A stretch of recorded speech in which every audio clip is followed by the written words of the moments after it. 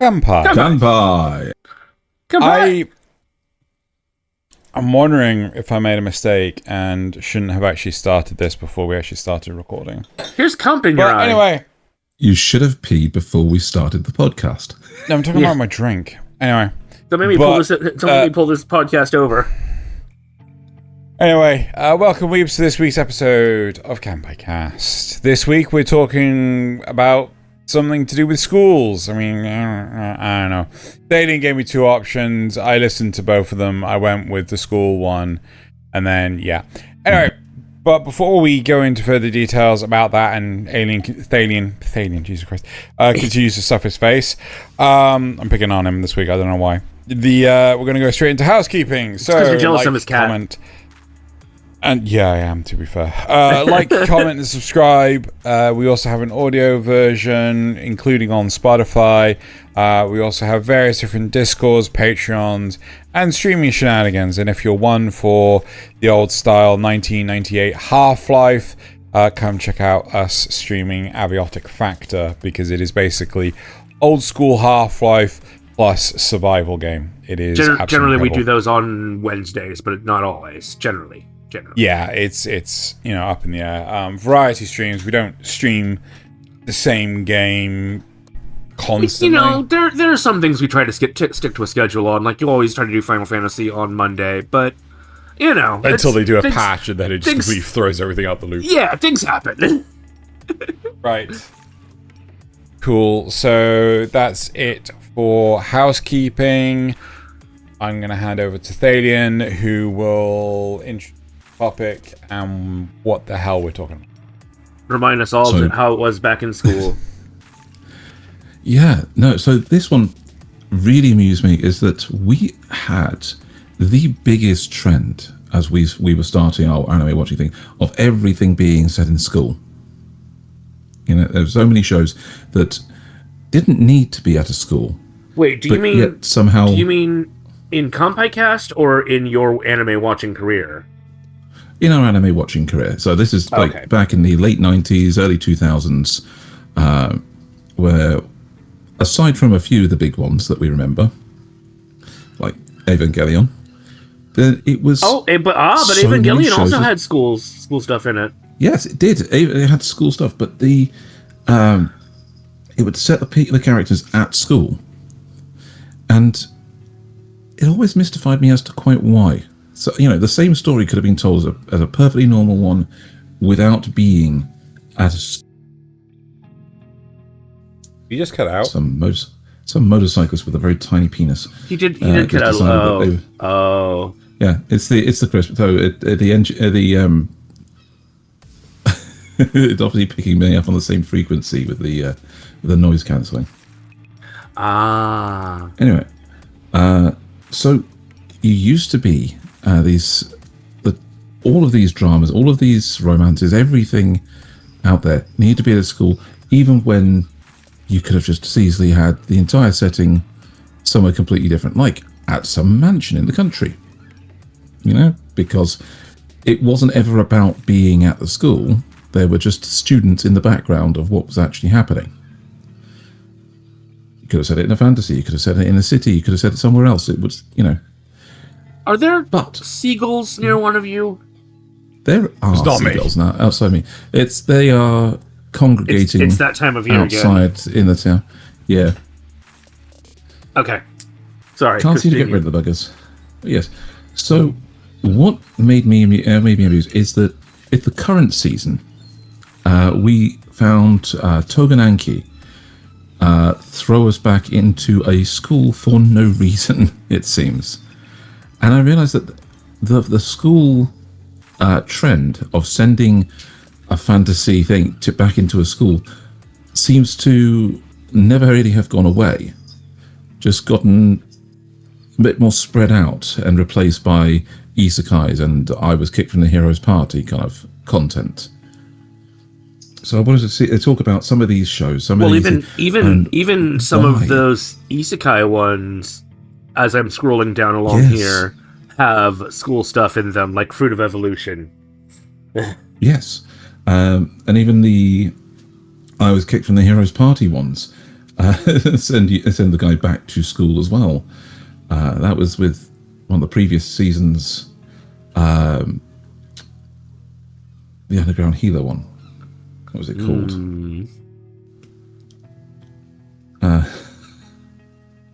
So it's I was kicked from the Heroes Party, and I want to be a healer in the shadows or something like that in the original manga. So what are we doing here? Are we talking about just high school shows that we enjoy? Why the hell or how is Kimba the White Lion in the school genre? Ooh, that's an interesting one. Lord, who knows? Do you think? Anyway, System's a little drunk, clearly. But so my question is: are we trying to talk about high school show or school shows that are, overlooked? What's or are we talking about the whole? My topic was the idea that what shows put us into school for a good reason versus a bad reason. Okay. What? So, like, does Windbreaker? No, actually, not Windbreaker. Does How to Become Ordinary need to be set in a school? Like, yes, it is about high school students who are trying to hide the fact that they're mega super big brains, but couldn't it just as easily be set with adults who are dragged into these mysteries somehow? Does it have to be at a school? And I think it's fine. I think that one's fine to be at a school because it does have a purpose in showing you these kids feel different. They don't feel ordinary. And sometimes that can be a good thing to grab onto. So yes. I think we need a distinction here of what has school as sort of like a the drive versus just a setting versus or something that's just a cursory statement. Or why did it go back? Why did they go to school? Why are they there in the first place? Yes, and is it relevant to the plot? Okay, like I would say, like, what about Dan to Dan? Right? Is the school stuff integral to the plot? I'd argue it might actually be. Yes. Because if they didn't meet up at school, where would we actually be? If they didn't have the interaction of him being a super nerdy kid at school who's unpopular, and her being this weird Gagara girl. Exactly. So I think Dan to Dan as characters works because they're playing off these stereotypes of characters that everybody who's been to school can relate to in some way, or at least has seen in some way. Everybody's seen the nerdy kid who's super into aliens at their school in some way, even if he's not, to the extent that Okurun is. Everybody's seen that super popular woman, the super popular girl that's that acts a bit bitchy to everybody else because she's attractive, even if not to that extent. And it gives us that stereotype to work off and see them become more than that. Yeah. So I think one of the core fundamental parts of a show like Dan to Dan is the romance element to it. Because, it has the zany off-the-beat nature of Supernatural versus extraterrestrial. Science fiction. Yeah, science fiction. But the important side of this is that this is also a love story, right? This is a love story about how kids effectively are finding love for the first time, proper love. And I think that is something worth respecting. Especially for offbeat kids. Because even she's offbeat, right? She's the daughter of a granddaughter of a medium. She's not exactly normal either. Well, like that relationship has me a bit confused, to say the least. But yeah, I get where you're coming from. The thing. So I feel that Dan being set in a school is useful, but a show that I think it is utter hot garbage for, and of course I don't actually have the criminal to be in a school. Yeah, it's actually I got a cheat skill in another world, and I'm overpowered in this world too. In the real world, so oh god, I got a cheat skill in another world and became unrivaled in the real world too. Yeah, let me see if I can actually quickly find the. There it is. Now the question is this actually going to show up, or is Nasuth going to have to hit the button? I think he's going to have to hit. Button. I've got the right. So the important side of this show is we've got our main character who can travel between worlds, is treated like utter garbage, and because he's come from a place of not having this power, he truly respects what it means to have this power, right? This privilege, this opportunity. But right. the show comes from a place of, how do I describe this? Wish fulfillment. Yes, from the author. Wish fulfillment from the author. Like, oh, if I had this power, this is what I would do with it, and stuff like this. But it doesn't really make that much sense. It is effectively nonsensical gibberish. Why on earth does any of this matter? And I hate it for that, because like he could be, trying to, learn how to protect the boundary of the two worlds. He could be the warden between the boundary of the two worlds. He could be trying to prevent the two worlds from interacting. But the second he comes back from that world into our world, he becomes mega stud MacGuffin and does, I don't know, slice of life generic bullshit, and it's awful. It doesn't add anything.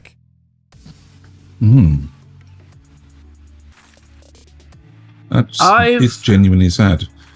Yeah. We have seen so many of these where the author obviously wants this excuse to make their main character be an idealized self-insert, where it starts off as somebody that other people can say, oh yeah, no, you can see why he's down in his luck, you can see why he's hated, you can see why he would see life as unfair, and when he's given this opportunity, he can become, slim, fit, good looking, and everybody would want to be his friend, right?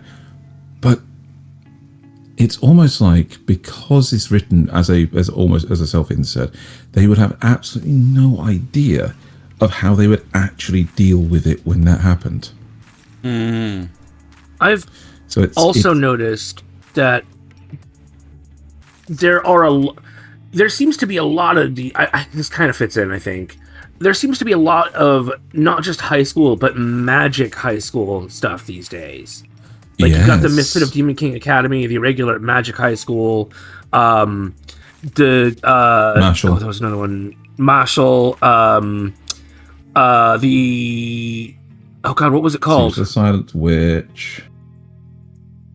I seriously can't remember what it was. I just scrolled by it earlier. There was a Returner's Magic should be special. Vermilion Gold. I mean, there's just so many of these that are like, it's not just a high school, it's a high school for magicians. And I don't know if that's because of Harry Potter. They even did it with JJK, didn't they, for a certain amount? Yeah, because it's a school that they're being sent to, and Jujutsu Kaisen is one of those. Sorcery. Yes, and heck, there's even a whole thing where the the school is the point, which is My Hero Academia, where it's I wouldn't call that a magic one, but going to superhero school. You know, I think it kind of falls into that same fantasy kind of genre. Like, and I why do they have? It's like they want to have their fantasy setting, but they want to still target it at, oh, you kids can relate to this because they're in school too. They have the same problems you do. Ha ha ha ha ha. And it just feels a little unnecessary to me. I mean, in most of them, JJK handles it pretty well. Yes. Unlike, I've still got to watch a bit more of Togananki to find out just how Harry Potter it is, but seriously, dragging actual Oni off to Oni school to learn how to be better Oni so they can stand up against the Momotaro group is this more of a more recent development? Or is it just that it's more noticeable as high school now than it might have been 20 years ago or whatever? I think that it's a quantitative thing as opposed to qualitative. Before, back when we had these old ones where you would have El Hazard start off in a school and then move off into a fantasy world. That was just because they wanted to pick up some young, relatable characters. Take a normie and throw them in a crazy world. Then, yes, and throw them off into the crazy world. It wasn't a specific thing where they wanted to use the school as a tool in the storytelling. Whereas you then get the more recent ones. Let's what's a good Little Witch Academia, where going to school is the point. And as anime itself has spread out in the same way that we now have whole websites dedicated to keeping up with all the shows that are on, we're getting a much higher saturation of anime, and so we're picking up more and more that suddenly we're seeing these trends where going to school is a plot device rather than just a setting. Going to magic school specifically. I feel that a large part of this stems from the fact that it's the target demographic. Right. Yeah. They are trying to target the people with the most disposable income. And this is not like the most disposable in terms of what they actually have, but what they have access to. So, like, a lot of video games, a lot of media in general is targeted at kids because, well, to get the kids to convince their parents to buy them for things. Yeah, they pressure their parents into doing this. And I feel that a lot of literature, a lot of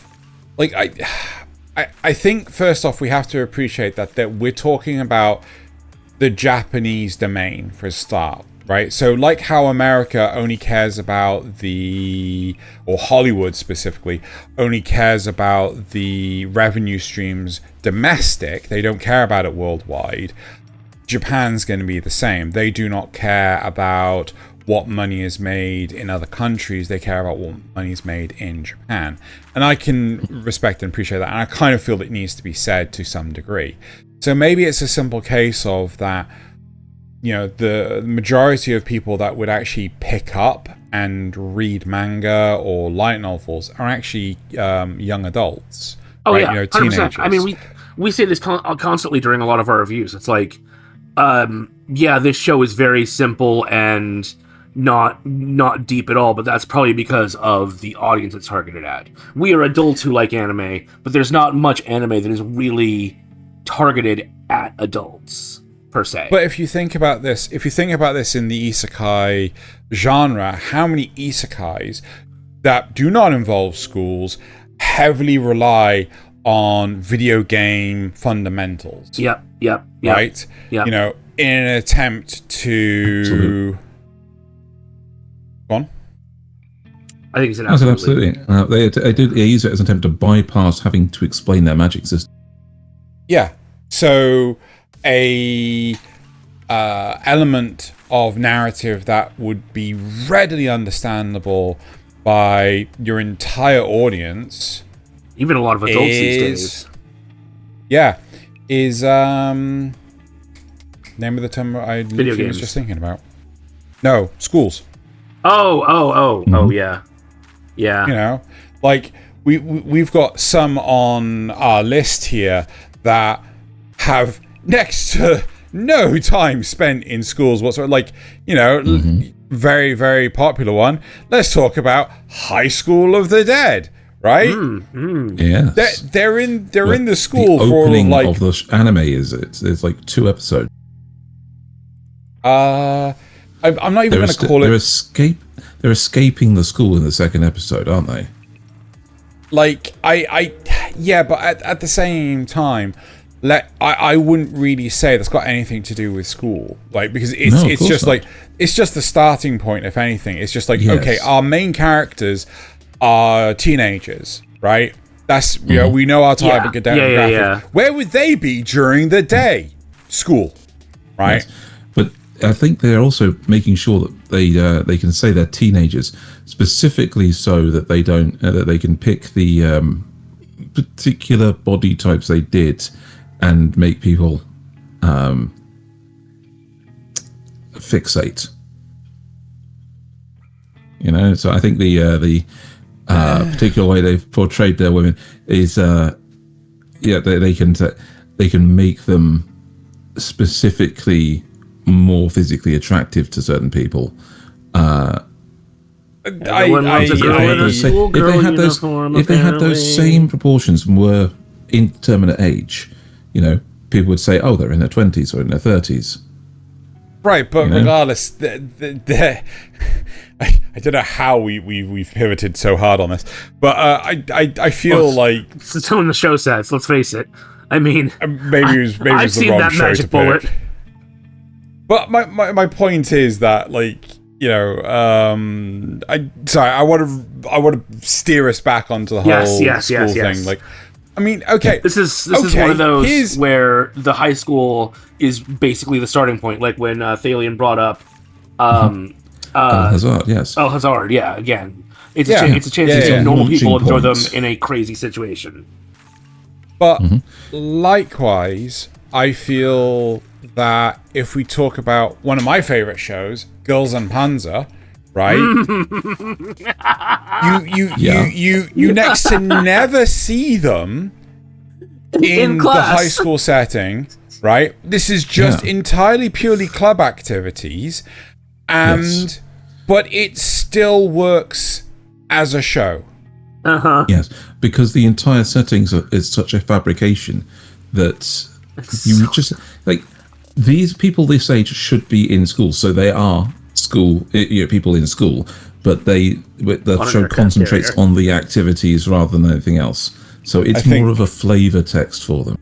I think that's one of my favorite screenshots, and it'll always be one. I know, it's so fucking stupid. For the audio listeners, it's a screenshot of Girls and Panzer, where effectively they have a mini continent on an aircraft carrier. Well, it is like this aircraft. It's a giant city, but yeah. Fine.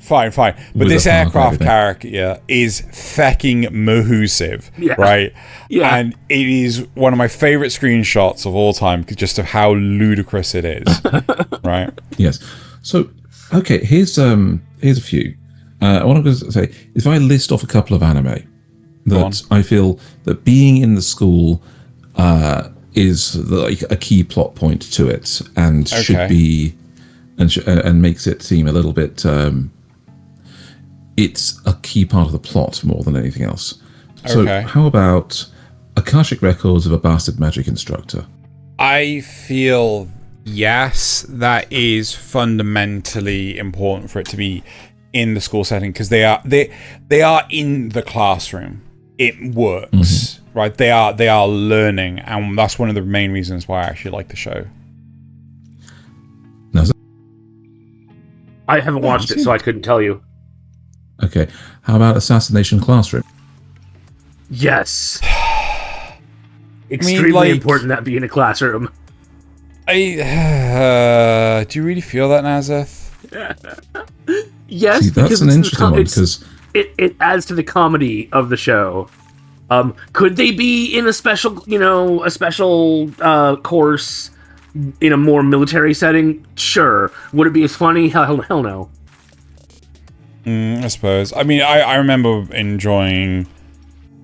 I remember enjoying that show a lot. But at the same time, it just. Yeah. Okay. Okay. Revolutionary Girl Utena.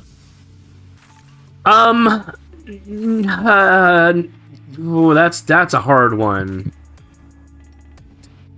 Technically, probably no. You could just, all the geez, I need to get over to that one. All of the student council members that Utena fights could just be like knights, like knights who are devoted to the king, and Utena could just be a rogue, lone prince who's trying to save the princess. That is ostensibly what the story is, but I feel like it would lose something if it didn't have the school setting to go with it.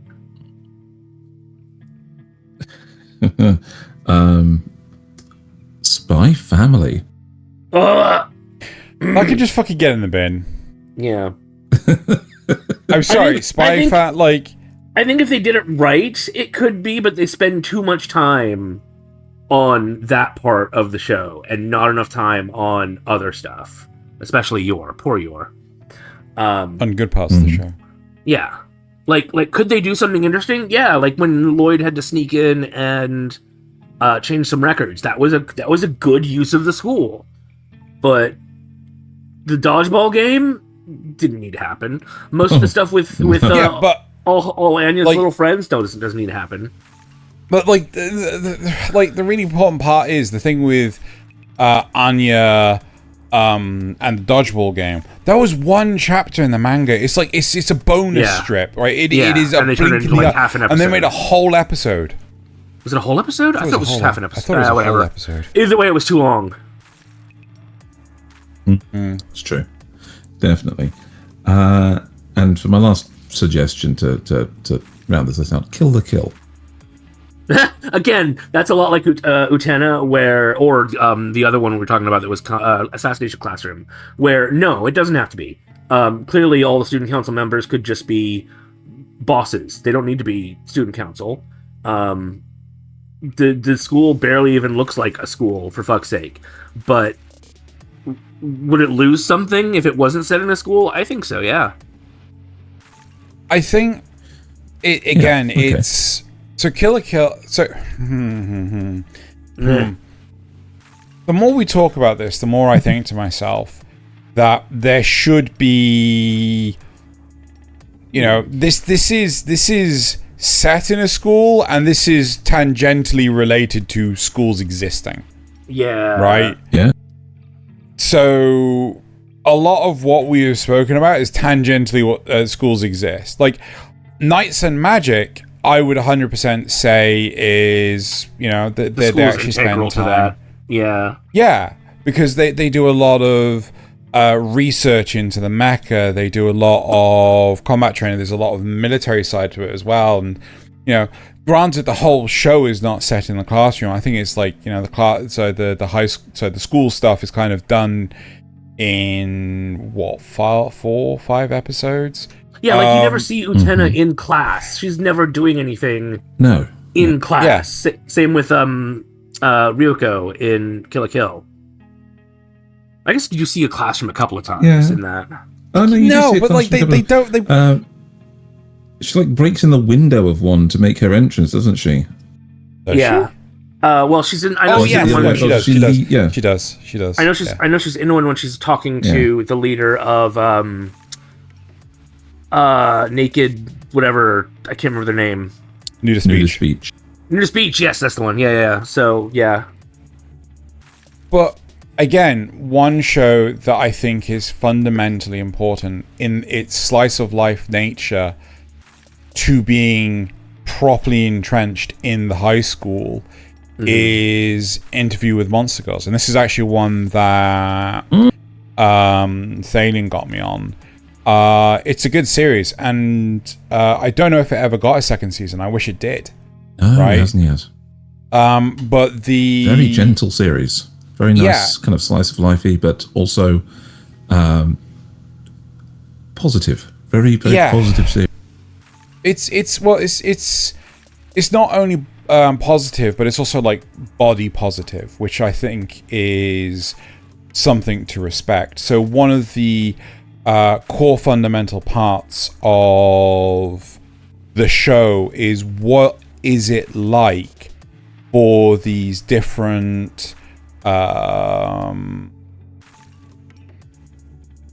monster girls to experience high school life. So the three that I remember is, one of the students is a vampire, one of them is a Doulahan, and one of the teachers is a succubus. And also one of the other students is a Utena. Is she... a Xenogelion. I don't remember her. Was she in the majority of it? Yes, she's literally she is the third character introduced, but she is the third specifically out of three monster girls that aren't the teacher. She's the third one introduced. They introduced one right at the end as a tease for a second season. What was that? No, was that a ghost? Good question. No, it was something else. It's something invisible. I swear it's something invisible. Yeah, something invisible. So, I mean, the majority of times are just the two of these girls communicating, but once they moved on to things like, exercise in the school grounds, the Yukiona was very much mentioned because she would overheat too easily and they'd have to take her to the infirmary. Yeah. But, so it is really interesting seeing these girls... What is Salty doing in there? Shush. Seeing these girls in positions where they are trying to come to grips with what it is to be themselves as teenagers, but at the same time, how the faculty is trying to take care of them, like, to nurture them into proper students, right? It does. You've made me think of something, you've made one of the best scenes in this, not for so much the experience or anything, for showing good teacher-student relations and how to approach these things. Why is this guy just circling around the town on his motorbike? Is that why you keep cutting off? Some of it, yes. This guy just. Right. I thought it was push talk. Sorry, my bad. Could be part of that as well. I will be. I've been clipping off my words anyway. But there's the swimming episode where the Doulahan has never put her head underwater. And while it's a great scene for like self-growth and trusting other people, most importantly, they're by the pool and the teacher literally calls her father to say, "Hi, as a teacher from school, your daughter and her friends want to try swimming, and your daughter says she's never put her head in the water. Is that okay to do? Is that safe to do, in your opinion?" And so gets the family like sign a proper off school should before he goes anywhere near the thing himself, and then only then does he give them the go ahead to try this thing of letting the Doulahan girl put her head under the water and open her eyes to see what it's like for everybody else. And it does show this great thing of, this is how teachers are supposed to treat their students as well, as individuals, with some of them with special needs that need to have parental sign-off for, and that it's never a bad thing to double check whether something's okay. It's the literal opposite of it's better to ask forgiveness than permission. Always ask permission. Okay. okay, bit of a tangent, right? Shows that featured too much school and shouldn't have. Because like I'm looking at Nasuth's screen here, and I can see instantly code Geass. And Yes. for the love of God, I wish it didn't have nearly as much school time, anything, than it actually does. Food Wars. Yeah. God. Not enough clothes exploding in that one. But the competitions they got into, the vast majority of that show was done in like tournaments and competitions and showdowns. It wasn't at school. He wasn't learning anything. He was going there to prove that he knew it all, basically. That his father's cooking from his shop was better than theirs. I thought the idea was that it showed too much school, not. Yeah. So yes. Bits of so it didn't need to be at school at all. This whole thing could have. Could have been just why was it at school? Why? Right. It's repeated tournament arts, and so it showed the fact that it was at school is too much school. Yeah. Right. Similarly, Infinite Stratos. Fucking Infinite Stratos. Fucking Infinite. Like, you cut off there, Thaylien, but I knew what you were saying. Right. So did I, yeah. I do need to make sure I end push to talk after I finish talking. Yep. But Infinite Stratos is... it is someone's thinly veiled fetish, right? But I think the fetish is so wafer thin that, like, I don't even know what the fuck it is. Because the whole point is that Scientist X, she has created this special half exoskeleton, because it's literally just the arms and legs, right? It doesn't cover the most important part, known as the head and torso, right? And she's built it in such a way that only women can pilot the thing. And her brother. Her brother's the only one. Was it her brother or was it someone else's? Yeah, she calls him her brother, but it might be that he's like a younger nephew or something like that. Yeah. But yeah, so, so he's the only one that can pilot one of these suits. These suits are stupid, right? They are unfathomably dumb. Look at it! Just look how, like, exposed he is. Right? Fucking, I'm just gonna stab you in the heart because, like, just imagine Iron Man without any torso cover or head cover. Like, well, it's gotta be lightweight enough to fly. Yeah, okay.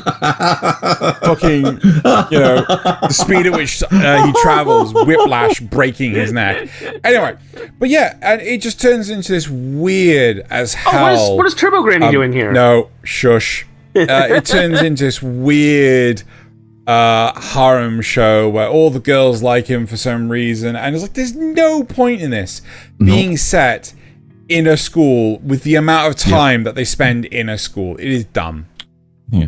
Not only does he get a harem of cute girls around him, even his roommate, who he thought was a boy, turns out to be a cute girl and likes him even more because she was his roommate for so long. Oh god.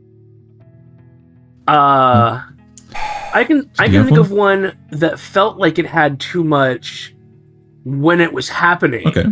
But afterwards, it was like, oh no, you need every ounce of that, and that is Charlotte. Mm-hmm. Okay, I can give you Charlotte. Okay, yeah. When you're watching it, you're like, oh my god, can we not just get on to the cool stuff with the special powers? But when they finally do get on to the cool stuff with the special powers, you're like, oh yeah, no, I see why now. We needed all of that preamble to get to know our characters, to get us, seated in this world, so that when they finally pull the rug out from under you, it has that much more impact. It also adds to the fact that, you go back and look at it and you're like, you realize how they're having to try and hide in plain sight. Like, everything that happens in the school takes on a new significance after you know what happens. You know what I mean? I have a question. Yeah, keep going. Sorry. No, I'm done. Okay. Full Metal Panic. That's another one I've never really watched, even though I should. This one's interesting because the idea, the entire posit on this one was to guard a character that was while they attended school, but we don't know why specifically they actually had to stay going to school to be guarded. Yeah, like typically in a situation where you need to protect someone, you need to control the entire environment 100% of the time, which it includes, but is not limited to, moving them to a safe house, right? You've got to remove all the variables, right? Continuing to attend the school is very much not feels. Oh my god! I can't remember for sure, but I feel they did something about this. Is that because she and Kaname and Tessa are this special kind of person that has a massive wealth of knowledge on a particular topic, right? And there's something about you can't force it. Like genetic knowledge, isn't it? Something like that. And that's how Tessa designed the entire supermassive submarine they're on, and the weapons it has, and the vehicles they deploy from it. Somebody else had the designs for the mechs that they use, including the specific mech that Sosuke uses. But Kaname has something else with it they can't even figure it out. But it's something like you can't force it, you have to let it develop naturally until they're at a point where they can let it out. And so they had to leave her free range, as it were, like a chicken, to get better eggs. But that's the most thin of thin excuses that for something like this, especially with how much military force they put behind it and how much money they put into it. You know, as characters, you know, they weren't trying to use her as bait, were they? They weren't trying to find out who it was that was after her. So they were using her. That could have been part of it as well, but the problem is that by doing that, the second that person then moved on things, of course it went wrong. So, you know, it was that it reveals our plan so that they will start to plan around our plan, and we will plan around the plan that they will make around our plan. Like, don't get me wrong, it is a really, really good series, but you tend to think to yourself, is this actually the direction that an organization of this nature, of this caliber, would actually go in? Like, I'd like to think I haven't actually brought it up in a hot minute, but Magical Spec-Ops Asuka, right? Fair point. The fact is that the our team of specialist magical girls, they used to go to school. They used to just be like regular high school students, and then they got thrown into a war, right? They had to fight in something that was really stressful. Asuka has PTSD, right? And it takes her a very long time to get over it. So her trying to reclaim that sense of normality, to me personally, works really, really well. And it's not like she's at a school trying to be trained to be a special ops. She already was one. She already was one, and she's trying to go back to being a normal person again. Yeah, and again, I really, really like that about it. Which is actually resonates. Apparently, that show resonates an awful lot with anybody who actually has been a soldier before. Because the going back to normal life after that is one of the hardest things to do when you've had the PTSD of being in a war. Many veterans struggle with it, and I mean, in media you'll hear a lot about the American ones, but Canadian and British all go through the same kind of thing of readjusting to everyday life is hard, and they do need extra support to get back into a routine that isn't as rigid and isn't as life and death. Yeah. So, yeah, you can see how that passes things further on. I'm just trying to think of. I want to talk, or kind of, I want to debate with Thaylien about the value of Mashle being in the school as soon as I can actually find it in the damn system. One of my biggest bugbears with Mashle is... Apart from the theme song. No. I mean, like, dumb music's dumb. I can skip that. The problem I have with Mashle is just how damn similar it is to Harry Potter. To me, we've had this debate before where it is trying to be satire on everything at Harry Potter. But to me, very much so. It's too close to Harry Potter, and it's like, to me, it's not funny. It is just pricks being pricks. I can see that. I don't think that this show would have been as funny to me. I don't feel it would have been as funny to me had it not been such a parody in that respect. You could technically tell this story by setting it at some other, say, government agency, where, because the reason he's there is they establish that the graduates from this school, the top graduate from this school, gets to join the Wizarding Council.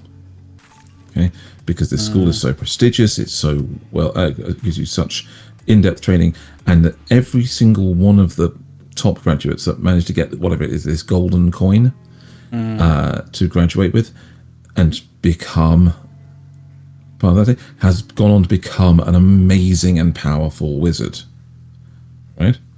And so Mashle, being the age he is, going into the school, is to prove that somebody without magic can do that, and so the system is flawed, and so it'll enact some kind of social change, or at very least it will turn the person who discovered him, hunted him down, off of actually killing. He will then defend him rather than kill him, and the secret coming out midway through, that's the thing. But that was the establishing thing, is that you go through the school, you join this government agency. So the technicality, it's the West Point Academy of Magic Schools.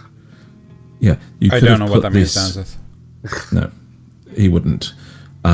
So you could have set this into another government organization, but at the same time you wouldn't have got the characterization of these other characters who are also learning. You wouldn't have had the excuse of everybody having to learn about magic for Mash's ignorance to be played off. Do you see what I mean? No, not in the slightest. Like, I don't know enough of the show because, 3 episodes I was done. Right. So Mash is ignorant of the ways of magic. He's lived out in the woods with his grandfather for this whole thing. Yeah. But many of the people going to school are learning the same things that he needs to be learning. So his general ignorance can be kind of hidden by the fact that he's being lumped in with all these other beginners. Okay. So if you couldn't swim, who would you rather learn to swim with? The British Olympic swim team, or would you like to start in nice and slow with the beginner class of 10-year-olds? I kind of get where you're coming from in regards to that, but at the same time, it still feels jank to me that I don't know. Shit, where'd they find a doll of me? Well, that's a belt, Nasuth. That's a competition. That's anti-Nasuth. The maybe it is just trying to riff entirely on the whole stupidity, because one of the biggest fundamental flaws with Harry Potter is just how underdeveloped that world is, right? The fact, outside of Hogwarts and the Ministry of Magic, like nothing exists, right? Don't forget Gringotts. But at the same time, I don't know if the show is just trying to riff so hard on the elements of Harry Potter that I detest so much, or whether or not it is trying to portray a different statement. It is trying to portray a different statement. I think the fact that you've dropped it after 3 episodes, you've missed quite a lot more of the context and the world building they did around it. Because from episode 4 and 5, there's trips into the town to show more about what the world has. There's clear JoJo references. Yeah, so, definitely. But okay, here's a fun fact about Harry Potter, the world building of Harry Potter that you may not have known, and why Harry Potter's world is so poorly built. Because wizards have had magic and can make things they don't like disappear at will, wizards did not develop toilets. Yeah, that's a fact. So before they started getting people that were Muggle-born into their world properly, they did not invent indoor plumbing. So they would just have a room or a section of the house they would go to, go on the floor, and then just make it disappear with magic. Yep. Why is this fundamentally important to know about with Harry Potter?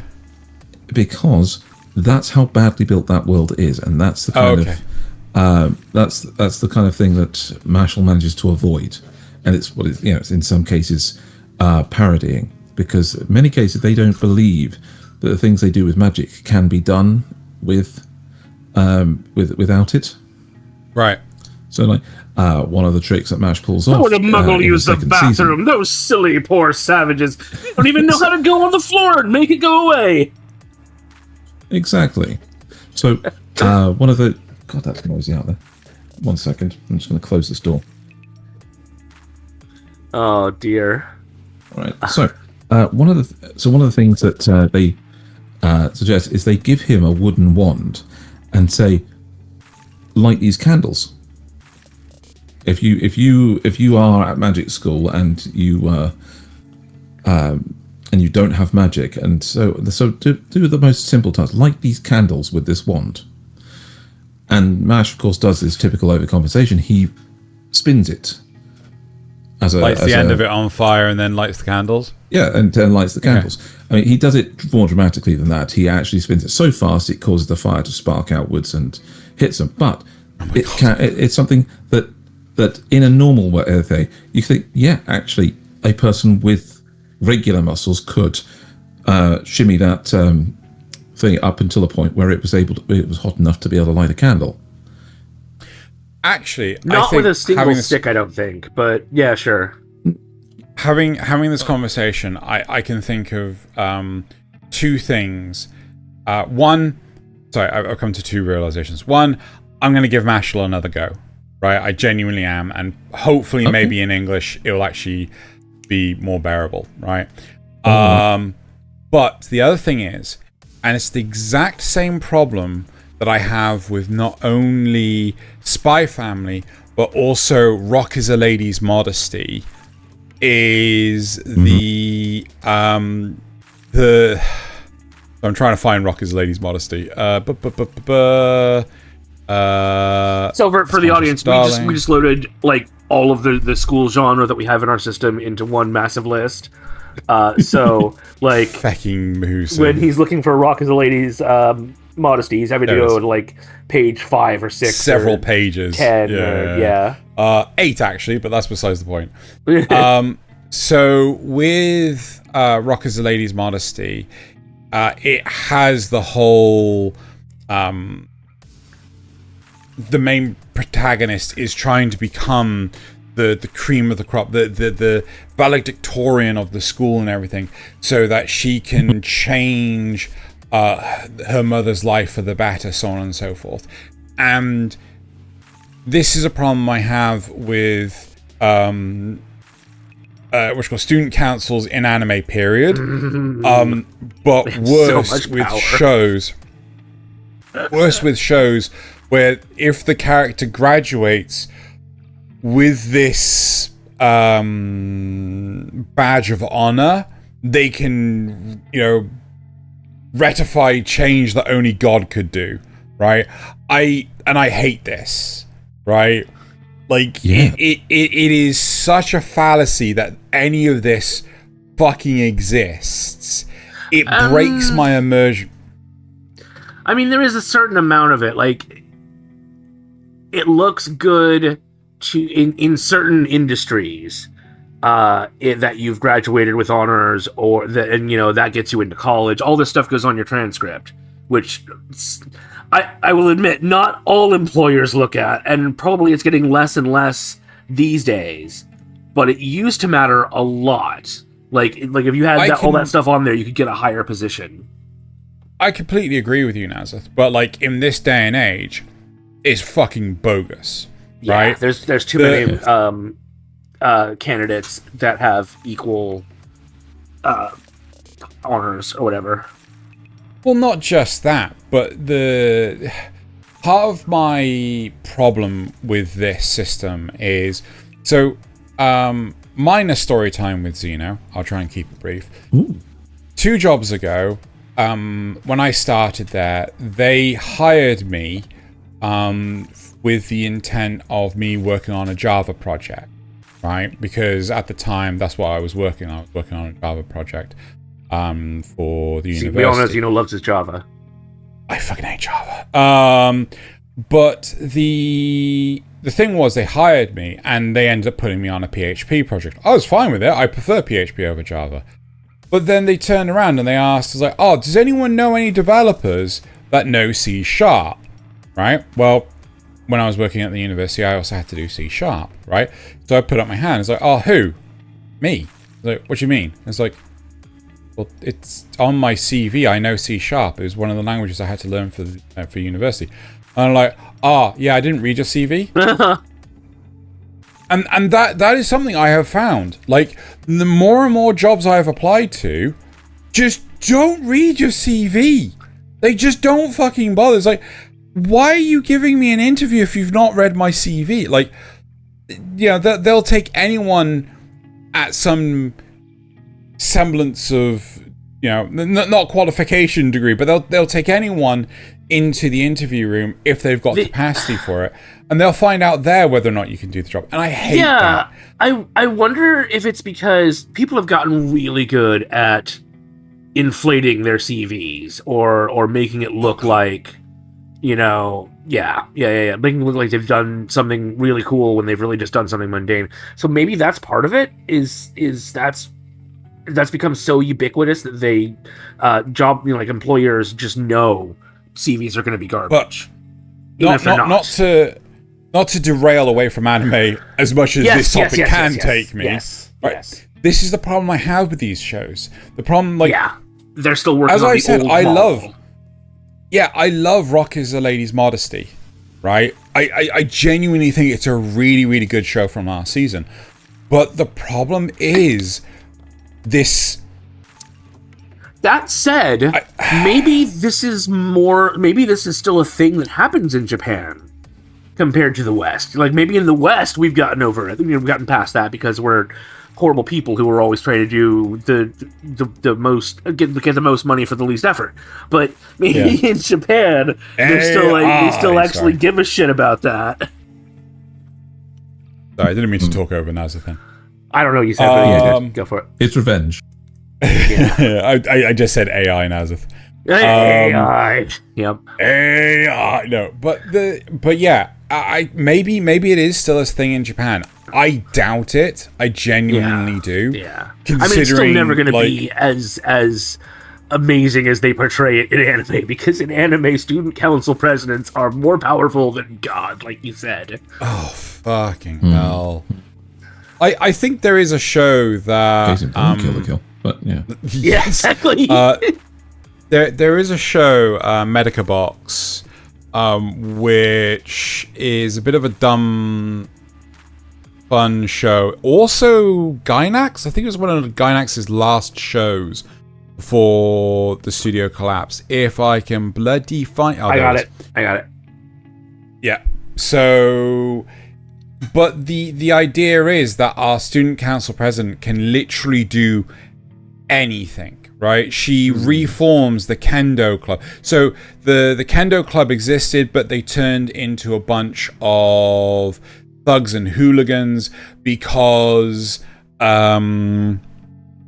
one Kendo student from another school came along and just kicked all their asses. So that, they started smoking in the Kendo Club. They started like littering in the Kendo. They weren't taking care of the building. And someone left a suggestion in, the presidential suggestion box to, reform the Kendo Club and everything. And she goes in and she basically beats all of them and rebuilds the whole club. And it's stupid, because she would never have that degree of power.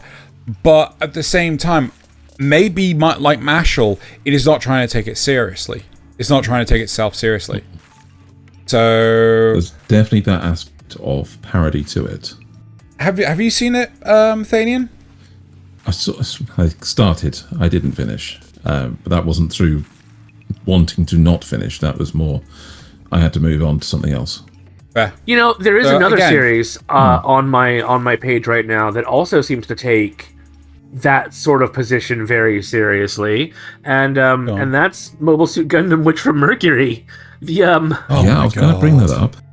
Why is it not changing? God, that simple idea that that a father would put that stipulation into his daughter's education because of some noblesse oblige or something. It's just, I guess, ridiculous, but fun plot device. Yeah. Don't get me wrong. It works. It works well in the it works pretty well in this show, but it still does fit into the whole. Why does the student council, or in this case the groom? What did they? Was it the groom? What do they call it? Yeah. Yeah. I think it was the groom. Why do they get so much power? It's so dumb. But at the same time, it's they weren't the student council. Nepotism. Yes, yeah. So there was actually a student council that was also really powerful, but yes, you're right.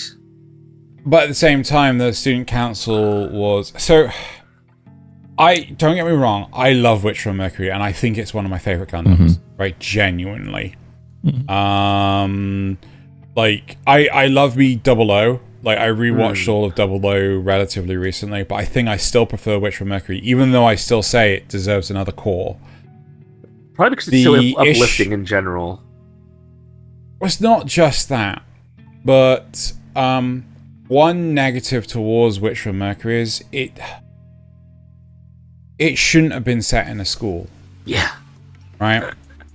Like, the school element of it was trying to bring normalcy to the evil machinations of corporations and adults. That's an easier branding for things, politics and all that, behind the scenes. But the issue here it left less time to develop the military side of things, which only came in at the very end. No, it wasn't just that, but there was so little depiction of the school, right? And the outcast nature of it, the whole... That's more of the stuff in their off time that we saw, like the tomatoes and stuff. It is so much more akin to that of Girls and Panzer. But Girls and Panzer is played as a comedy, right? The problem with the Witch from Mercury has comedic moments, but it's not comedic. Yeah, no, but the problem with the xenophobic undertones of the show is that it is played in such a way that You can't take it. Sorry, would you say that it's childish until it's not? I think that's a good way of putting it. Yeah, it's the bigotry of children until it becomes clear that it's the bigotry of the adults being filtered through the children. Yeah, and that is something that I think doesn't carry as much punch with the facade of the school. Yeah, because I never thought about that before, but you're totally 100% right. Yeah, no. And that's how badly it's played out. Yeah, it's so the whole point is that the sensibilities of the adults with the whole, like it's crazy how much the adults are sniping at each other with the whole Gundam system and the whole. And then it's a case of, we're going to let some kids run a company that is going to be in charge of Gundams. Yeah. For medical use, for medical use. Yeah, but it just feels so disconnected. Especially when these kids are supposed to be running this corporation while at school. Yeah. Yeah. Doing duels while at duelist school. And it's just like, if this was a military organization and this was a military subdivision, I could get behind it, right? Because there's no rules of things. But like, you've got to take into consideration the education from the school. When is any of that happening, right? You get the idea. And the duels felt so out of place, like it's such at odds with what they were supposed to be doing there. Well, the volume of damage... So this is a space colony. Yeah. The volume of damage that was being done... That with G-Quux, too. Like, I could come up with some good excuses for G-Quux. I'm not sure I could come up with some good excuses for this one. As easily. So one of the... So I watched the first few episodes of G-Quux with... There's a lot of damage. With Loz, right? It punched like a literal hole in it earlier on. Well, no, it's the second episode where they have the flashback, and Char is stealing the RX-78 too, right? And then they have a generic mobile suit fire beam weapons inside the colony, right? What's the problem with that, guys? Oh yeah, hull melting. Yeah, it's going to punch a hole in the side of the sodding colony, and everyone's getting sucked out of space. In theory, you'd have emergency bulkheads that could close in cases like that afterwards. True, and but also the volume of damage done first. Yeah, but the volume of damage done first is going to be astronomical. Yeah. Right? Yeah. So, how about shows where being set at school is almost mandatory and kind of has to be done for things to play out? Go on. And that's the sole prerogative of the slice of life rom-com between teenagers. Yep. Really not narrowing this down. Okay, keep going. So, Kami can't communicate, 100 girlfriends, even My Dress Up Darling. My Dress Up Darling. Slice of Myself, like Bocce the Rock. Alia sometimes hides her feelings in Russian. These are shows where having it be at school would actually be, I feel, in some way a detriment to the character development. Because this is how these characters are meeting. This is how these characters are getting thrown together.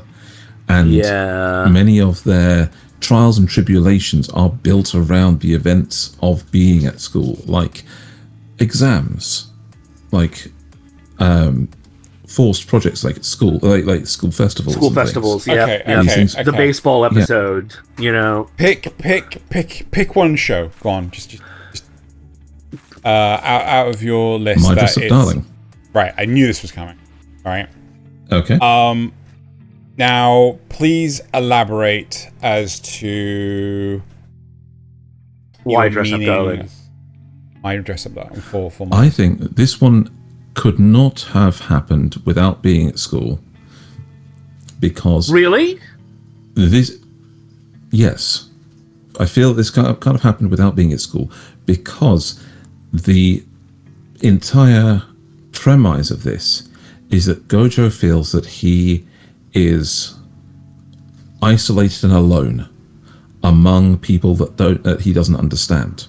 He originally believes that Marin is a person in another world than him, a being apart, but they're in the same class, and the only reason that he would even know about her is because they're in the school. The only reason they I can already counter this. What if? Let him continue, though. Please, Nasuth, please. Okay, Nasuth, all right, no, please sorry, let him continue. Yes, yeah, fair enough. Set up your whole argument. The only reason that they are even thrown together is because he loses access to something at home, which is his sewing machine, and goes into the home economics room, where she's been working on her projects because she doesn't have access to that at home either. She's putting together a costume, he's putting together a Hina doll costume, and that encounter. Even if they hadn't had that reason to be in the same place at the same time, I don't feel that they would have actually interacted any more than they did in the classroom earlier. And the stresses that are put on the characters going out to the costume events, yeah, it's one thing. But one of the major plot points of the first season was that Gojo wanted to put the costume together while his grandfather had gone to the hospital because he fell over, and midterms were on. Right, but your point was pro it needs to be set in school, and now all of a sudden it sounds anti it needs to be set in school. No, these events could not have happened. He's saying that without the midterms. See the midterms added to his stress, and the midterms are a school exclusive thing. Right, but I think isn't that kind of event outside of school that a teenager would be worried about? In that respect, it's not some mandatory thing. Nasuth, would you like to tackle this first? What if instead of school, he had to pick up a second job, or he had to pick up a job to help make ends meet at home, because Hina dolls just aren't doing it anymore. And he works in like a food court in a mall, and Marin happens to also work there, or at a different place. I will actually help you out here. Wait. No, he works as an assistant for the photographer that does Marin's photo shoots. There you go. Yeah, that's even better. Or they could meet in a fabric store while he's looking for some fabric for a Hina doll project. Yes. And she's looking for a fabric for one of her cosplays. And Zeno said it himself earlier. Yeah. Where else would teenagers be during the day? But this wasn't during the day. This was after school hours. So it was after school hours. Yeah, but no. But the only reason he knew Marin, the meet cute could have happened, yes. But the reason for Gojo's conflict in the first place is because he feels isolated from his peers, from his classmates, and including her. And the fact that even though she's really pretty and he admires her, he wants to be like her. He feels he can't, because she lives in a separate world. He feels isolated from his coworkers. Hold on. So I think Thaylien has a very valid point. However, to help him, right?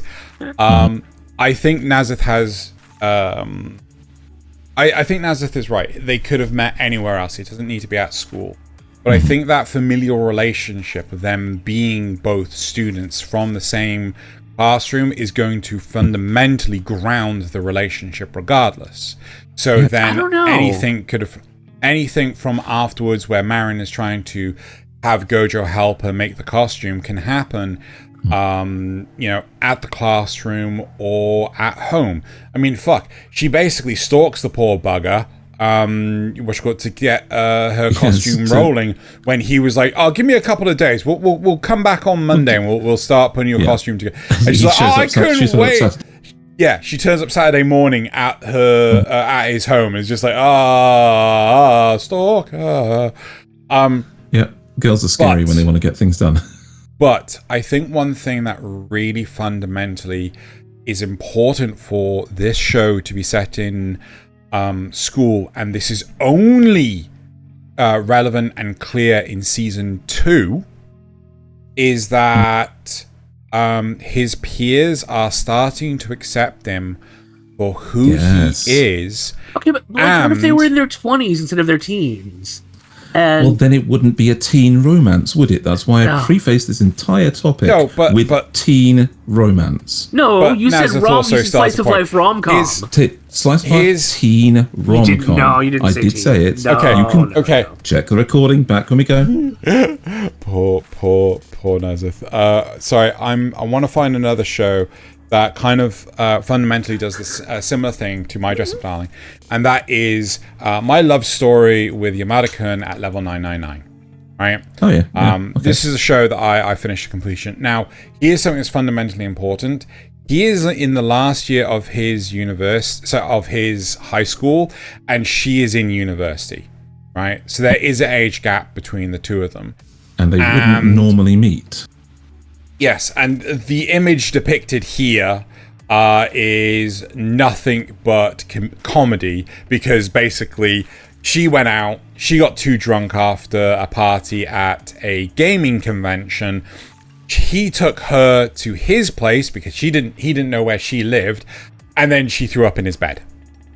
So that was the screenshot there. That's that for a meet cute. Yes, but the whole point is that the interaction between these two characters, though, is very similar to the interaction between Marin and Gojo.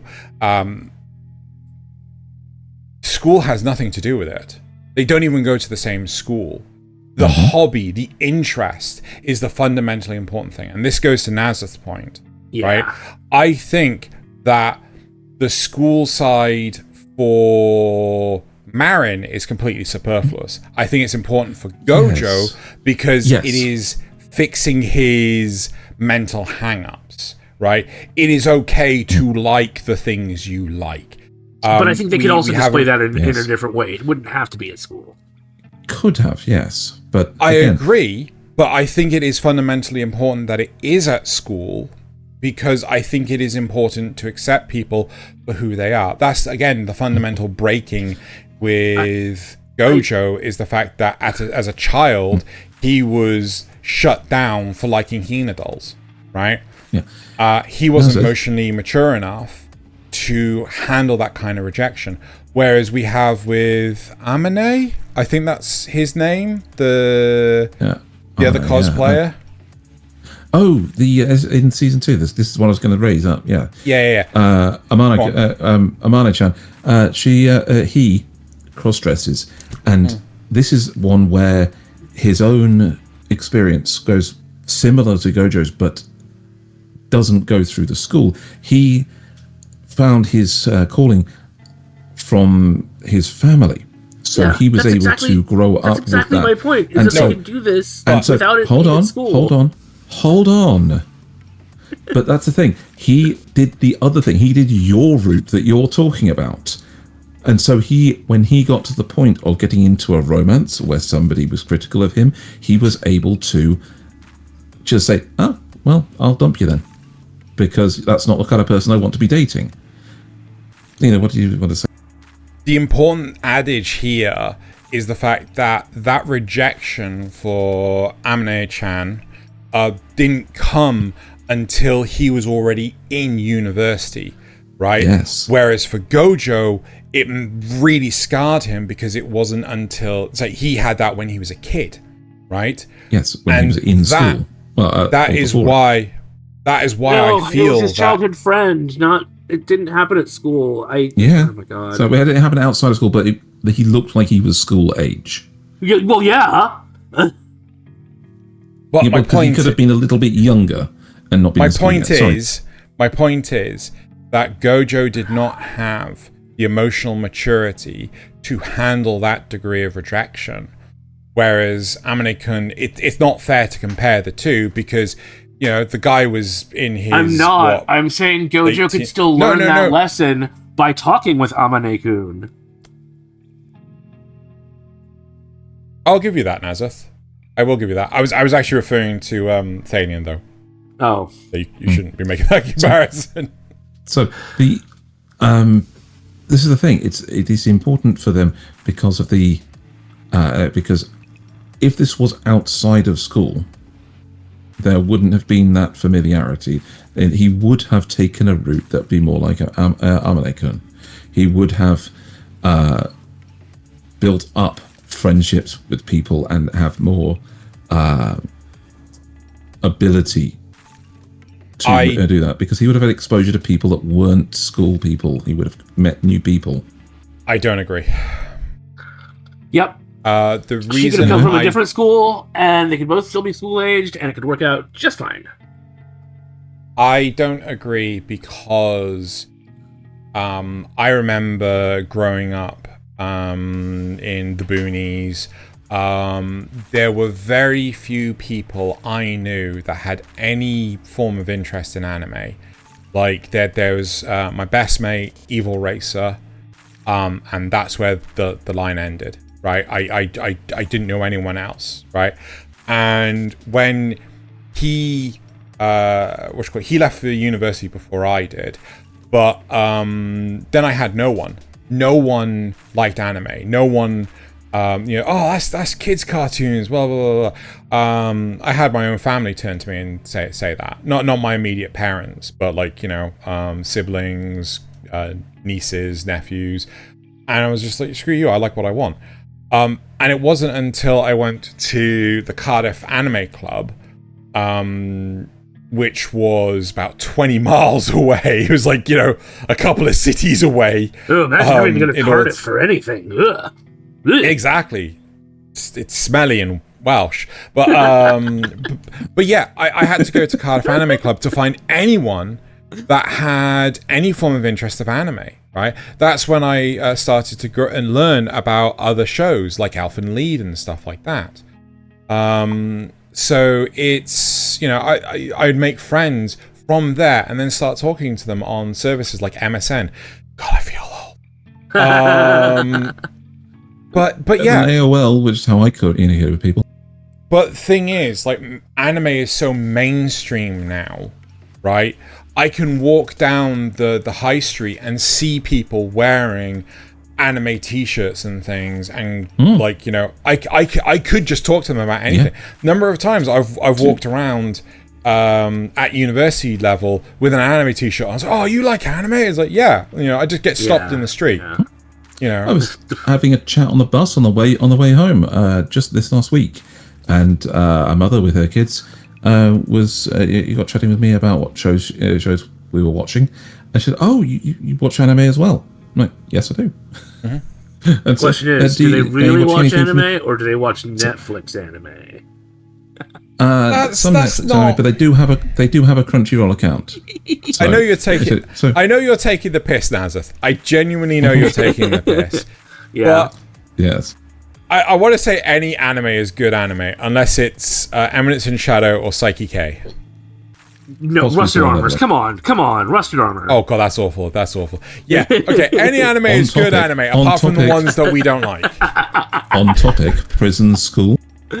Oh god. Okay, we're pivoting. Oh lord. Pivoting. No. You say any anime is good anime. Have we watched Prison School? Yeah, what's wrong with Prison School? I've only seen bits because of my my editing. Out and out fetishes displayed on screen for everybody to see. Prison School is 100% a show I can't find in the system. Where the feck is it?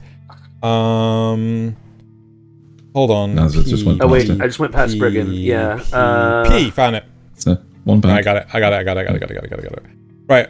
Oh, seriously, like, we got so many pages of... Yes. Right. So, Prison School has the unique problem of being centered around degeneracy. It's like if Shimonetta was not actually trying to be a bit more wholesome. But No, I feel like prison school, which is not turning on, is it let me hit it. Maybe it'll turn on for me. Who knows, Xeno? Who knows? The system's weird today. The browser, the OBS is still weird. Don't tell me about it. Anyway, had a point. Prison school, it's a comedy. It's like, to me, it's dry humor, prison escape. Some of it was definitely not dry. I know you're making a joke, but regardless, I am. It's stereotypical British humor to me, right? Really? Yes. What? You know, trying to play things so deadpan serious, right? And yet he doesn't like Eminence and Shadow. I don't see how this is trying to play anything deadpan serious. They are perpetually aware of their situation and trying to game the system. Hell, one of the things that they actually come up with for one of the scenarios, a tamer of the scenarios that they come up with, is talking to the principal and trying to get on his side, because he asked them outright a question of bust or hips, which is better. And he has to game the system to find what answer the principal's expecting of him, and then pretend it's actually his own answer and come up with his own reason for it. Right? And he chooses the right answer, and he gives his own thing, and he even completely dramatizes it to the principal to try and convince him that it's his own reason. This is lampooning. It's not British humor. No, I think that's what Xeno's saying, though, is that to him, that is taking it seriously. That is putting a serious tone on something that is obviously stupid and goofy. You know? No, it's definitely keeping it goofy. The guy doing it seriously is doing it because he knows that it's such a stupid thing to ask. To me, it sounds like when Shadow is eating the cookies, right? While talking with one of the Shadow Blades in season 2, and like it's played so straight and so serious, and no, it's the princess, isn't it? And he's just sitting here eating cookies, you know, like a goofball. Okay, like not to get weird and start talking about Eminence and Shadow. The problem I have with Eminence and Shadow now is the fact that everyone is just so mind-numbingly stupid. Hey, I've watched a bit of prison school while doing edits. They're not exactly geniuses. No. Yeah, I'll give you that.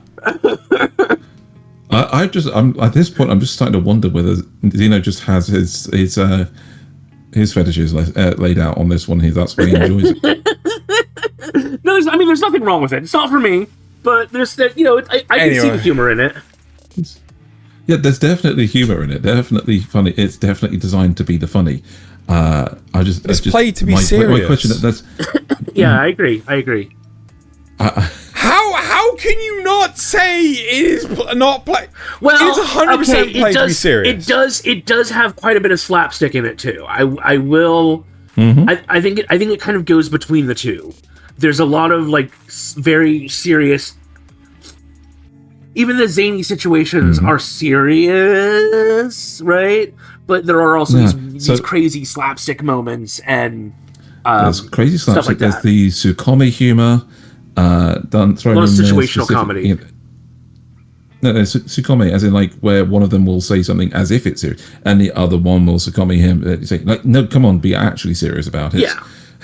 And point out how ridiculous they are being by even saying some of these things. They lampoon themselves. It's so over the top that it becomes parody. Yes, very much so. And I think we should move on. Right. Alrighty. Yeah, how important is before we do, how important is the school aspect of prison school? I want to say not everyone except the 4 main characters. Fairly important. Yeah, but there are no characters outside. I think there's no one except the main characters. So it's it's how they're treated by when they're out there, it's the fact that it is a school. It's run by a principal. It has teachers. It has these other things in there, and the girls that have imprisoned them are definitely attending classes and having to deal with situations. Not the ones that are fucking watching them like a hawk. Like, that's the fucking student council. Student council does nothing but watch them like a hawk. They don't attend classes. The classes don't exist outside of explain that entire scenario with the girl that nearly that spent the entirety of her classroom setting trying not to pee herself. Oh God! Oh, I've seen that scene. Oh fuck! Yeah. I don't remember this scene at all. So that's why you like it. You've blocked some of these from your memory. He's blocked some of this out. Yeah. Anyway, again, trying to move on. Okay. Let's move on. How about Beastars? How about Shimonetta? No, that's one. That's another show where being at the school is fundamental to it because of the way that they are definitely teenagers, definitely learning college, about their world. It is college, but it is still school. Yeah, you're right. You're not wrong. Well, they're in uniform. They're they still have a student council. They still have school activities like the drama club. Yeah, but it is if I remember correctly, it is college. It is like the final 3 years of school, like English college rather than American college. Potentially, yeah. Yeah. But they also start getting involved in some sixth form. Very serious stuff right away. But the school setting does.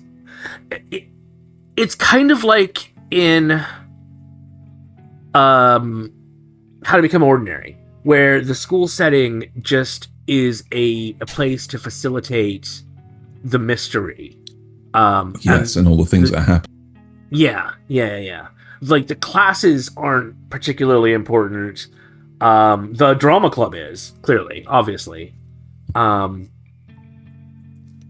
course, everybody forgets what the original mystery of the show is. That one of their herbivores has been killed. Yeah.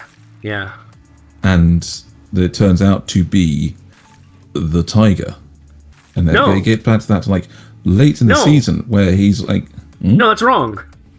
Spoilers. What? Which one was it then? It's the bear. Don't say. Okay. That's right. So it's one of their predators that literally another student killed and ate their friend or one of their club members. Yep. And the fact that manages to fly under the radar for about like 6 episodes is kind of crazy. The rest of it is so but drama filled, as it were. I also like that it does. I guess it doesn't really relate to the school thing.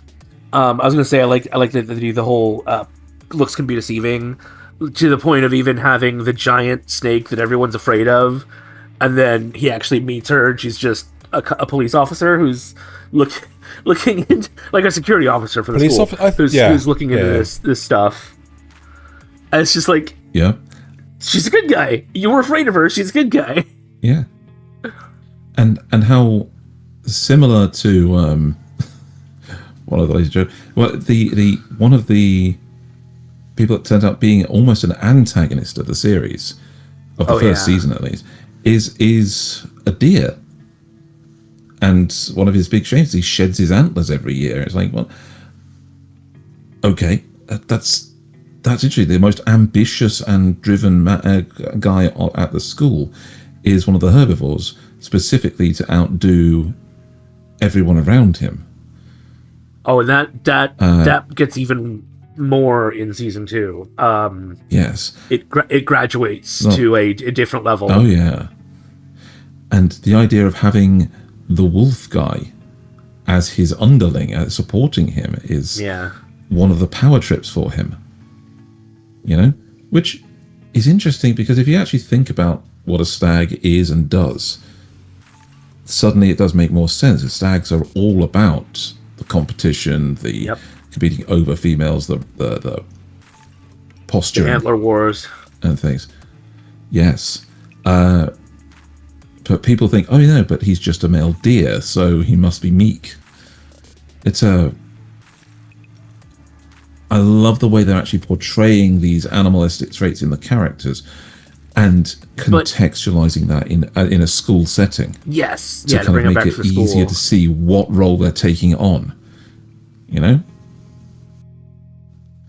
Everyone looks at Lelouch as this big scary wolf, but all he wants to do is play in the drama club. He just wants to act and have friends and be a good little boy, be a good boy. But he's so big and tall and scary. Yeah, and occasionally eats a bunny. Oh my god! Not in that way. Thaylien, fuck. Okay, well, clearly the tone of the show has gone the way of Thaylien. Oh, come on. So you are just as bad as... No one is as bad as you. No one. Right. But without the school setting, I think this show would be fundamentally different, even though there is a lot, especially in Season 2, that takes place outside of the school setting. Mm-hmm. Without the build-up from the school setting, that Season 2 would have lost something, I feel. Yeah. Love how I'm trying to move the show on. And anyway, I just wanted to I just wanted to bring it back to that before we move on. Sorry, continue, Zeno. I think it is... Oh, I'm going to stab him. I'm going to find out where he lives. I'm going to stab him. Right? What were you trying to say? I think we should begin to round up the show, but before we do, 3 honorable mentions, 3 dishonorable mentions from each of us. Oh, dishonorable mentions. Okay. Right. Oh, I don't know if I can do. I don't know if I can do that many. I don't even. Oof. From each.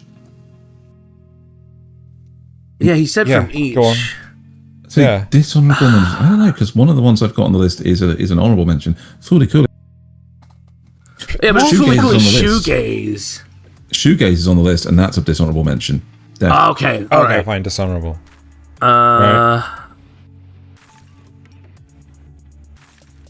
Another dishonorable mention, Fruit of Evolution.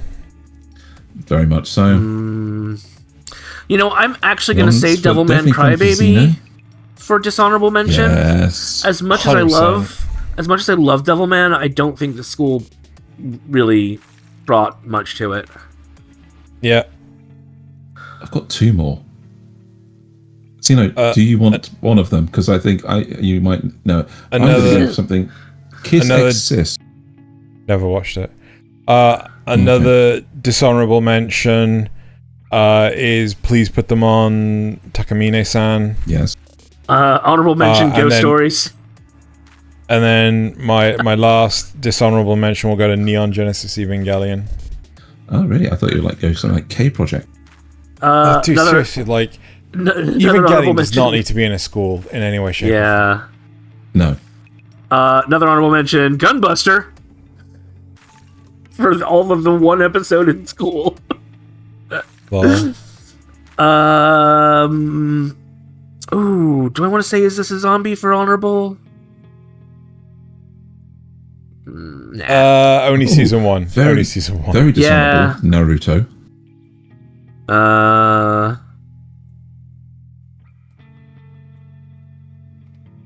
Right. Mission Yozakara family for dishonorable. It's 100%. Oh, fuck yeah. That was awful. Right. In terms of honorable mentions, The Dangers in My Heart, the 100 Girlfriends Who Really, Really, Really, Really, Really, Really, Really, Really Love You. Yep. And I'm gonna say it. Nasuth doesn't like it. I do. The Misfit of Demon King Academy. That's fine. Okay. How to Become Ordinary for honorable as well. I don't know if that's 3 for each, but I'm just gonna say it is. Did anyone say Shimoneta?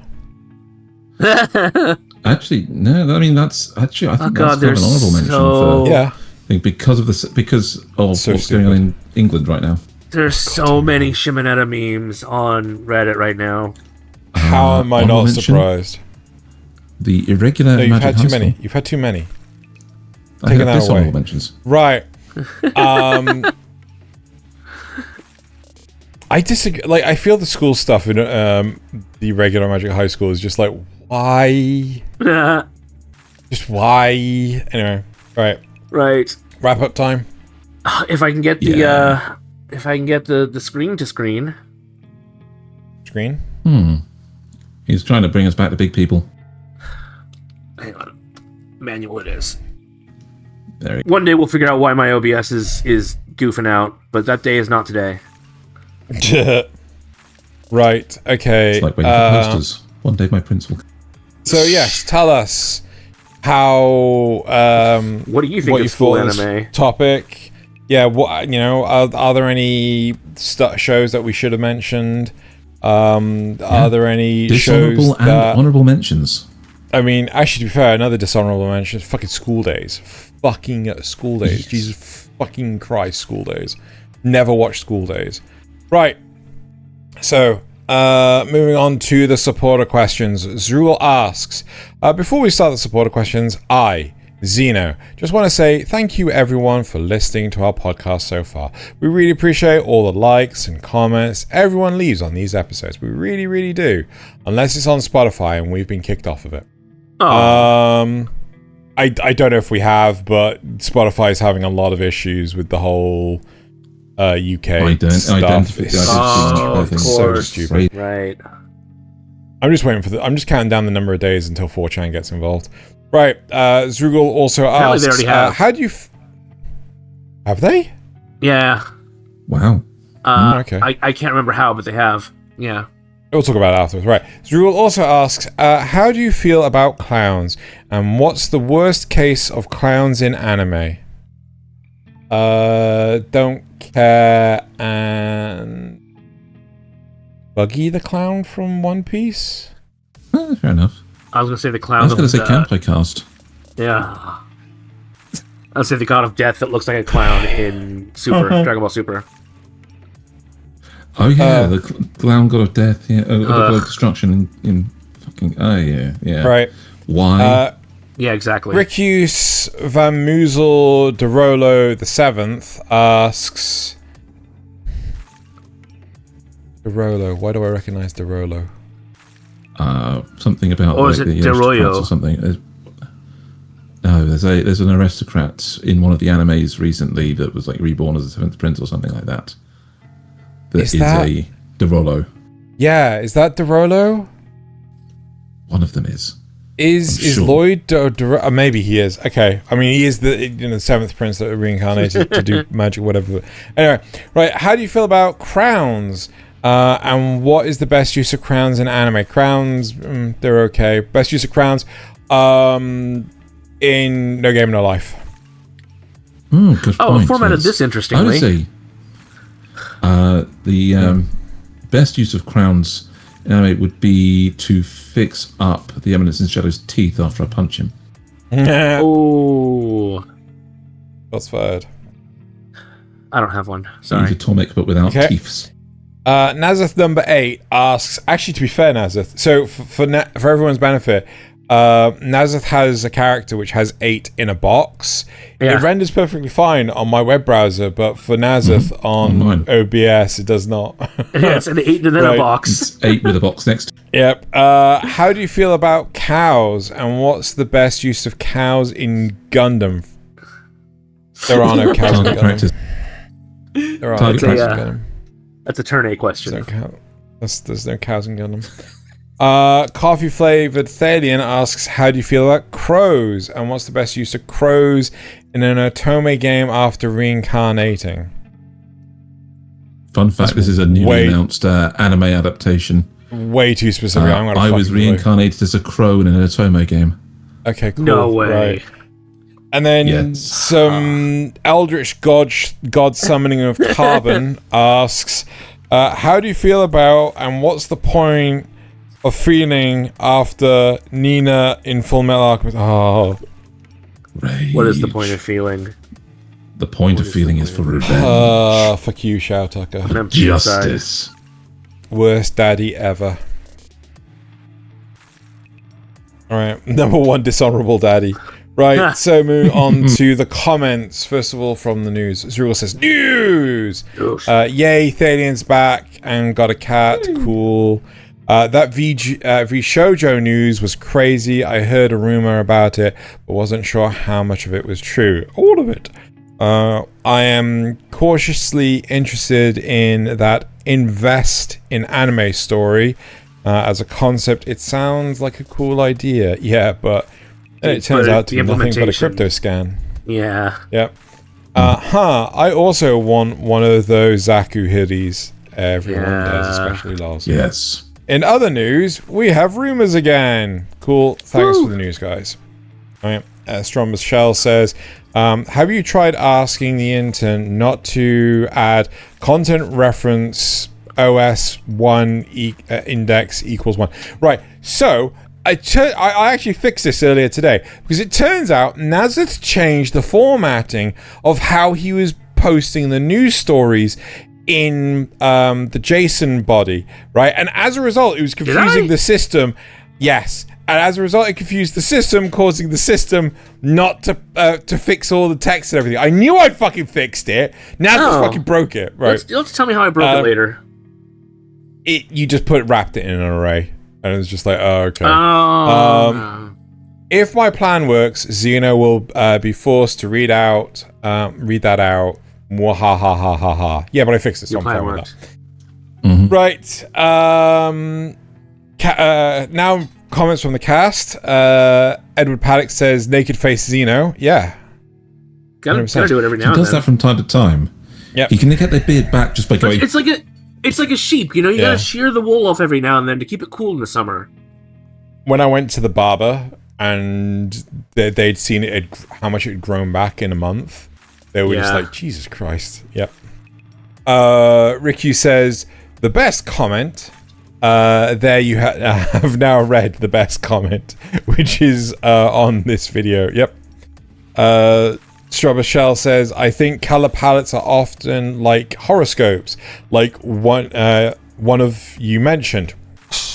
You could mix them up, and the descriptions are generic enough to apply to any, but the most one-dimensional characters. Yep. To any but the most one-dimensional characters. Yeah. I think he meant only one-dimensional characters.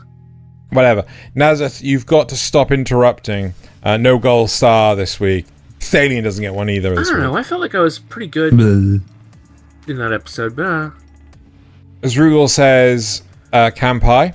And then when we're talking about the blonde boy type, a delinquent is the word Thaylien was looking for. It was, but I was deliberately avoiding it. I knew it.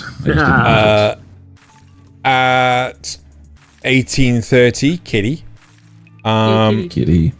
I'm with Xeno. When I see hair color, I usually just see personal identifiers rather than character traits. Although speaking about character color palette, I don't think characters influence production.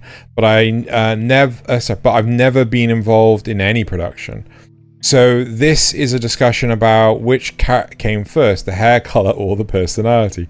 I think that hair color can be a cool indicator of personality type, but shouldn't be taken seriously. Of course, that depends on the show. Yeah, I think shonen stuff, especially the younger aged it is, the more likely the hair is to match those tropes. I have a question. And I'm not saying you guys don't know what you're talking about, like we do.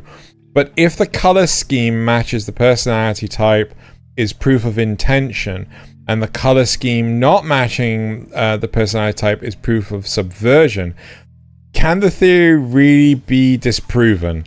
I mean, it makes sense for a character's look to, at least somewhat, match what we expect from their personality.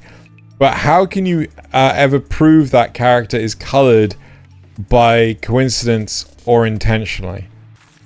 Look, that's the point of it being stereotype. Unfalsifiable theories are the best type. Mm-hmm. I mostly agree with... Unfalsifiable theories is why we have gravity. I mostly think I mostly agree with Thaylien. I think characters and personalities are often, but not always, color-coded. Or at least it feels like it. I would ask Thaylien, though, how often do you think it's done intentionally? And how often does a character turn out in some way because it's a subconscious idea the author had for them? Take Cell. I had still more. Sorry. Take Cell. He had like 30 different designs before Toriyama settled on one. Did he settle on that design because he wanted to convey who the character was, or did he settle on the design because he thought it looked cool one Saturday afternoon? All right. To answer as quickly as I can, it depends on the genre and artist. I think, say, in most harem anime, the color coding is intentional, so that it can differentiate the characters from each other, but only in bad harems. In terms of action stuff like Toriyama stuff, he just thought it looked cool. Sorry for rambling. Please don't make Xeno read all this. Fuck I made him read all of it. All of it. Great memes this week. Great show, guys. Right, let's move on to the memes now. You're a dick. Right.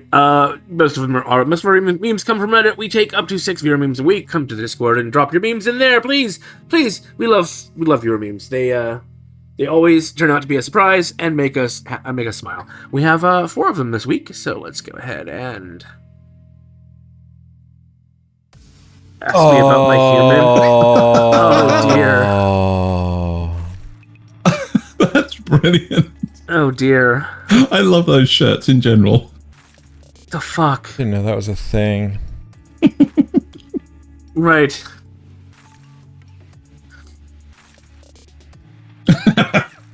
Oh dear. Okay, Gohan. Today we're going to learn about the structure of the cell. Gohan. Oh my god. Flashbacks. PTSD flashbacks. Choose your gift. What? Oh my. What are the other ones? Hug me. And the other ones are all. And look at her foot coming up to kick her in the back of the head. Oh.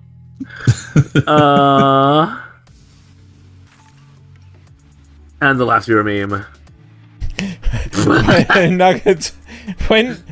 When Naruto gets his first Beyblade. That's worse. That's so good. That's so good. Well done.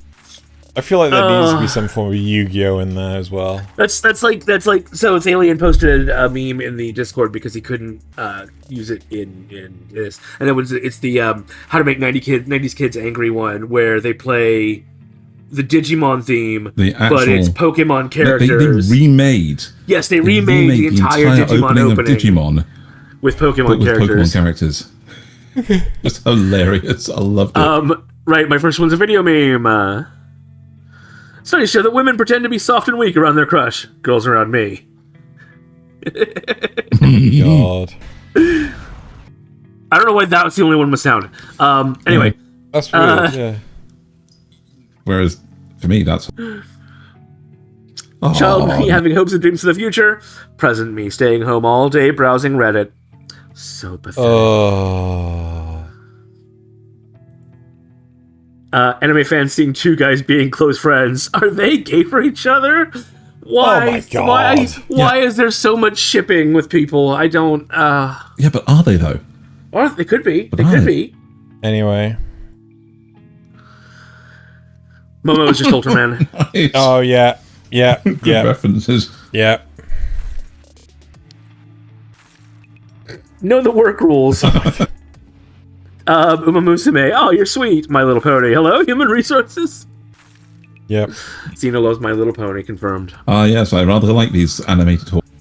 Oh my God! Rent, food, internet, Rent, food, loans, gotcha games, my tiny paycheck. Yep. And if you know that meme, you know why this is so accurate. Anyway, on to Thaylien. Does it go in a square hole? Yep. Or QA. Oh, it's the Spider-Man meme, but with Gold Ship. Got it. Yeah. Take, for example, adult games, porn, freedom of speech. There are many things in this world that humanity would be happier without. With government's power, I'll blot them all out. Oh dear. Makima truly is evil. Why are you so tall? How strong are you? Answer me! Komi has never been so worried for her safety, but surprisingly wants to talk to this creature. Oh my god. And this was just cute. Oh. And finally, I died and reincarnated in Thailand, surrounded by ladyboys? Oh my god. Oh, man, finally, someone discovered what heaven's like. Right. Xeno has many video memes this week, including his first I can't one. remember if any of them... I can't remember... Oh, this one. Sir, hi there. I just want to let you know we do have other animals at this facility, and you have been staring right at that horse for a socially unacceptable amount of time. Yeah, I will be getting staff. Thank you.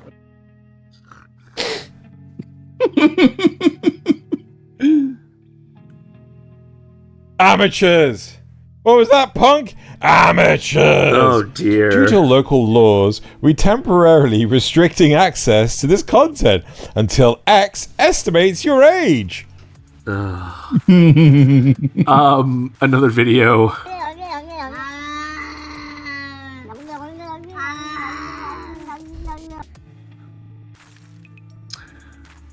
Okay. I'll die on this hill. Yeah. And you probably will at some point. Yep. And the last two are Some videos. angry seed fan from Japan comes over. In fact, no, you go over to Japan next time. Yes. And some If we angry find seed out. fan just shivs you in the corridor. No, I'll fight them all. Ooh, is this one of the new backgrounds Thaylien did? I think it is. Essentially, yeah. Essentially, yeah. Right, last two are video memes. There's a spider. So what you want me to do? Kill it! You saw it first! You kill it! You're the man! Since when?